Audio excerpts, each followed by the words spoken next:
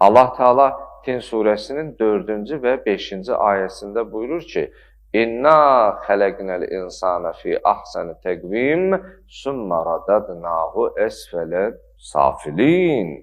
Deyir ki, biz insanı ən üstün varlıq olaraq xəlq etdik. Sonra biz onu ən aşağıların aşağısı etdik. Sual yarana bilər ki, ən üstün varlıq necə ən aşağıların aşağısına inə bilər?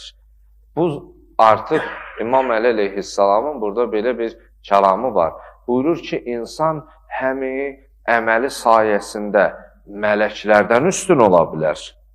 Nəfsinə qurban olaraq, uyaraq, heyvandan da aşağı ola bilər. Bu əslində insanı kiçiltmək, rəzil duruma düşürtmək deyil. Yəni, insanın əql və nəfsi ilə mübarizədə hansının qalib, hansının məğlub olma nəticəsində insanın təyin etdiyi, özünün seçim etdiyi məqamdır.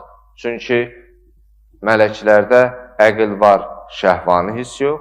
Heyvanatda şəhvani hisslər var, əql yox. Amma insanda həm əql var, həm də şəhvani hiss var.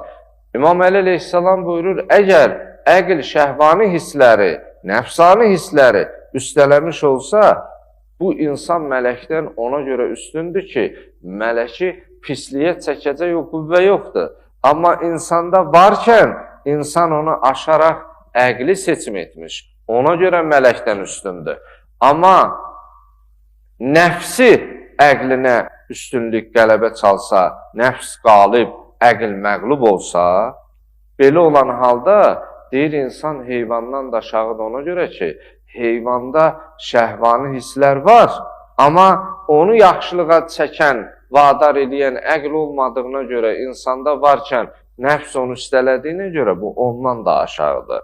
Allah buyurur ki, mənim bəndəm, mən hər nə yaratmışam, sənin üçün yaratmışam, amma səni özüm üçün yaratmışam. Ona görə insana fəxrül kainat deyirlər, yaranmış aləm içərisində. İnsan ən alisidir, ən üstünüdür.